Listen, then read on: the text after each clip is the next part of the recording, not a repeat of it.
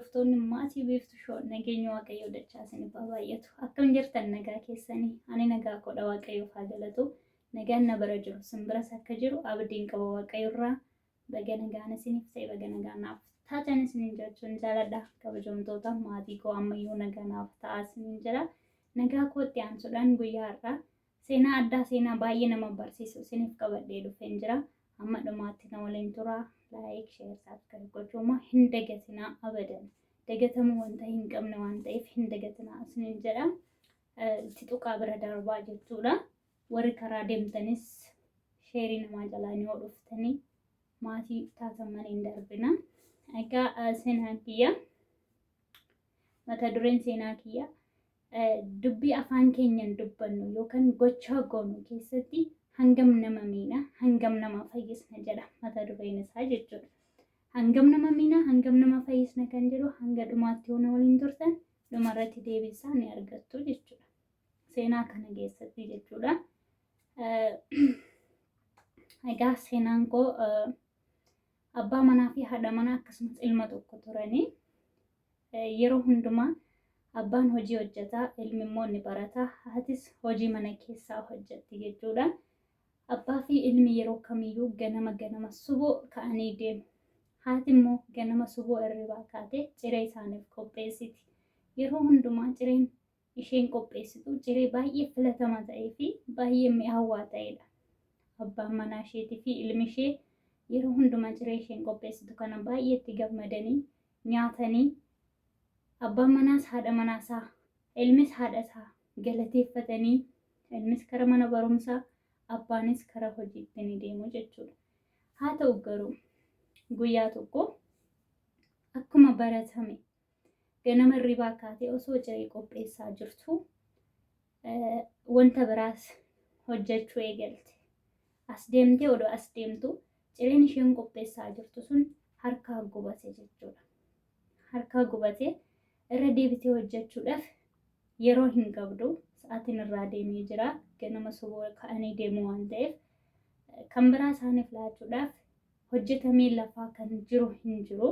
Filannoo biraa waan hin qabneef isuma gubate san kaastee abbaa manaa isheetii fi ilma isheetiif dhiyeessite.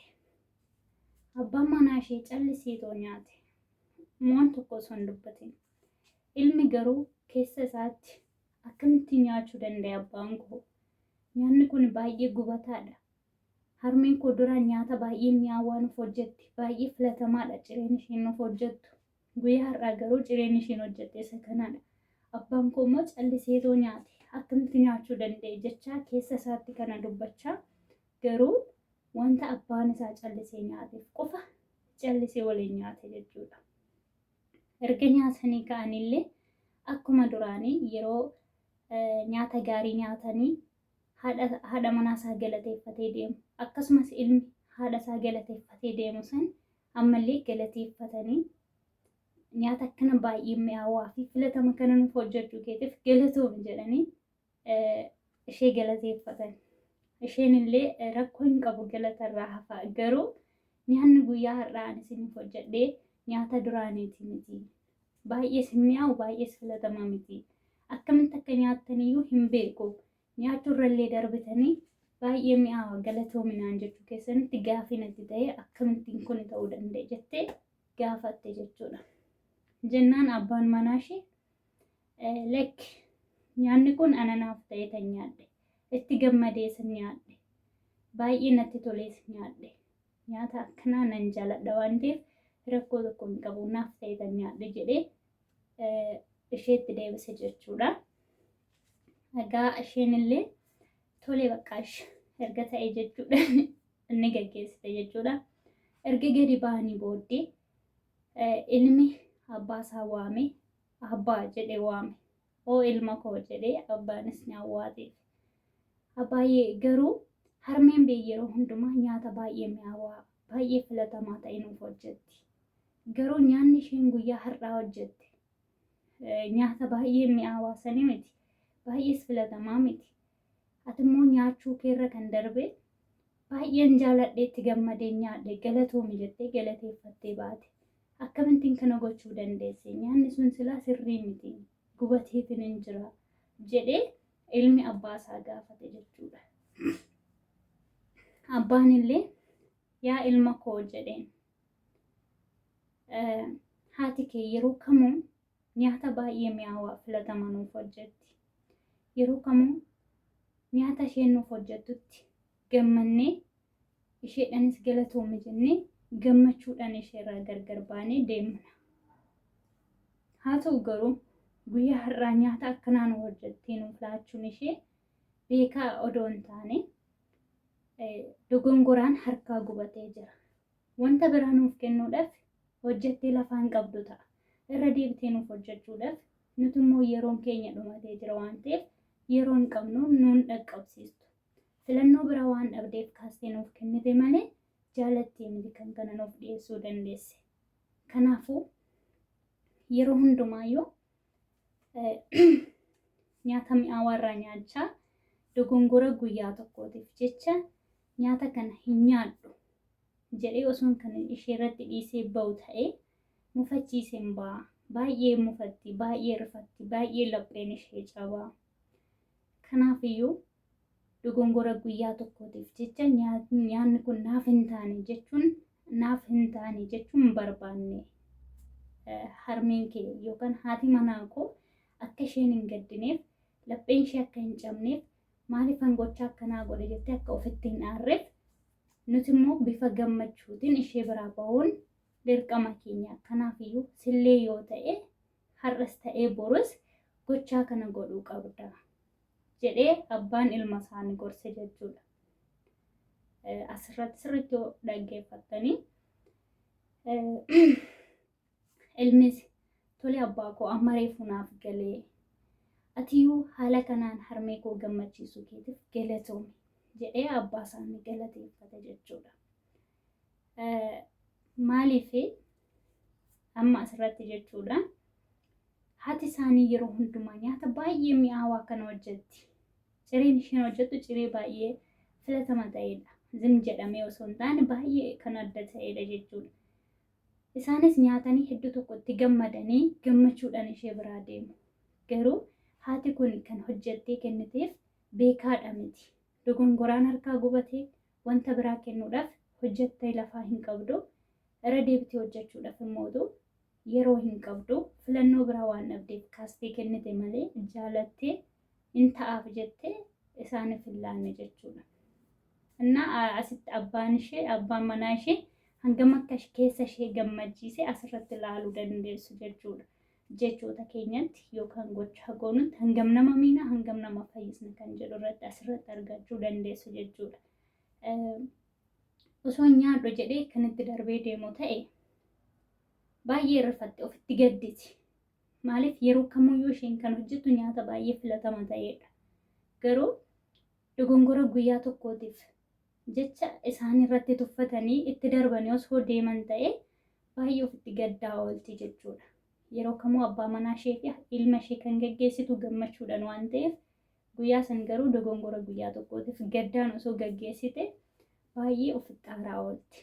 Haa ta'u garuu abbaan manaa ishee baay'ee nama gaarii waan ta'eef rakkina ishee hubatee fi waan tokko osoo isheen mufachiisin nyaata isheen laatteef san akkasumatti gubataa san nyaatee xumure ishee galateeffate gammachuudhaan akkuma duraan sanitti biraa deeme jechuudha. Egaa seenaa kanarraa maal hubattan? Seenaa kanarratti nullee taanan jechuudha. Anallee taanan namni kamiyyuu namni hin dogongorre hin jiru. Nama ta'e kan hin dogongorre hin jiru. Namni kamuu ni dogongora jechuudha. Haa ta'u garuu namoota yeroo hundumaa yeroo baay'ee karaa adda addaatiin si gammachiisan dadhabbii keetti kan si bira dhaabbatan rakkina keetti kan si bira jiran ko'ummaa kee si bira jiran yaadaanis gochaanis yaada gaarii siif qoodanii gochaa gaarii siif godhanii ilaalcha gaarii siif qabaatanii karaa adda addaatiin si gammachiisan karaa adda addaatiin si fayyisan si kofalchiisan dogongora guyyaa tokkootiif jettee nama san laphee nama sanii hin cabsuu hin qabdu jechuudha. Maaliif namni sun kan wanta gaarii kan wanta hin taane sirratti hojjeterra kan waan gaarii siif hojjetetu caala waan ta'eef jechuudha. Yeroo dheeraa si gammachiisaa ture karaa adda addaatiin wantoota baay'eedhaan si gorsaa yaada gaarii siif qoodaa rakkina keetti si bira dhaabachaa ummaa keetti waan hundumaan karaa adda addaatiin si bira ture waan ta'eef dogongora guyyaa tokkootiif nama san tuffattee arrabsitee wanta ta'e gootee biraa yoo deemte ta'e nama san baay'ee miita jechuudha. Nama san miidhuu qofa miti.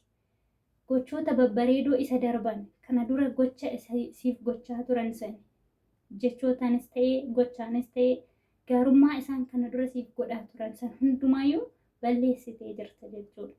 Haa ta'u garuu dogongora nama tokko guyyaa tokko san jaalalumaan akkuma waan hin taanetti akkuma waan hin dogongoramnetti yoo fudhattee dabarsite namni sun baay'ee kabaja guddaa bakka guddaa ilaalcha gaarii siif qaba waan ta'eef irra deebi'ee sirriitti dogongora hin uumu jechuudha. Kanaafiyyuu haati kun amma irra deebitee nyaata akkasii gubataa san akka isheen isaaniif hin dhiyeessine waan beekaniif haadha isaanii akka waan hin taanetti akka waan harkaa hin gubannetti ishee gammachiisanii biraa deeman jechuudha. Kanaafiyyuu isinillee obboloota koo namoota yeroo hunda gaarii isiniif godhan dogongora guyyaa tokkootiif jettanii hin mufachiisinaa. Dogongora guyyaa tokkootiif jettanii gaarummaa waan isa darbe san hunda kantuu gootanii hin balleessinaa. Maaliif nama ta'e kan hin dogongorre hin jiru. Yeroo tokko beeknee dogongorra. Beekaa otoo beeknuu dogongorra. Yeroo tokko immoo otoo hin beekin fedha keenya malee wanti nu dogongorsiisu tokko jira jechuudha. Garuu dogongora keenya sanatti gaabbuu dandeenya. Beekaa dogongorree itti gaabbuu dandeenya. Dirqama nutti ta'e wanta dogongoru sanirratti illee gaabbuu dandeenya. Nama tokko mufachiisuu osoo hin barbaadin nama tokko irratti waan hin taane gochuu odoo hin barbaadin dirqama nutti ta'e irratti gochuu kan dandeenyu jira jechuudha. Guyyoonni akkanaa kun.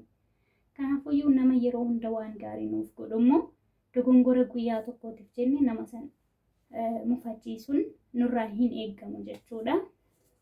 Asuma irratti xumuradhaan natti fakkaata xumuramee jira. Egaa dogongora hin qabu asirratti isin na oofalchaa wanta irraa hafe immoo isinitti dabala. Yaada qabdan koomentii jala naaf kaa'amee maalirraa hubattan barreeffama keessanii koomentii keessanii naaf ibsaa isiniin jechuun jaaladha. Asirraa wanti nan hambise tokko yoo jiraate isinitti naaf guutaa. Yeroo kamuu nama si jaalate jaaladhu. Isa gaarii siif godheef gaarii godhi. Isa hamaa sitti yaade isa hamaatti yaadi jechuudha miti. Isa hamaa sitti yaadillee gaariidhuma godhiifati. Gaarii gochuun sumaafi malee nama saniif miti jechuudha.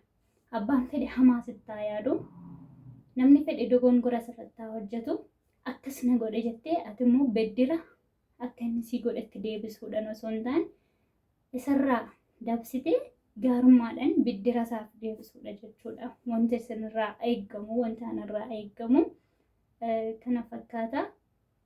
Hamma dhumaatti waan na waliin turtaniif galatoomaa isin jedha. Obboloota koo bakka jirtan hundi keessanuu baay'een isin jaaladha. Baay'een isin kabajaa. Like, share gochuun dagatina. Yaada qabdan koomentii jala naaf kaa'aa. Bakka jirtanitti nagaa waaqayyoo keessanaaf jiraadha. Bye bye. Nagaatti turaa.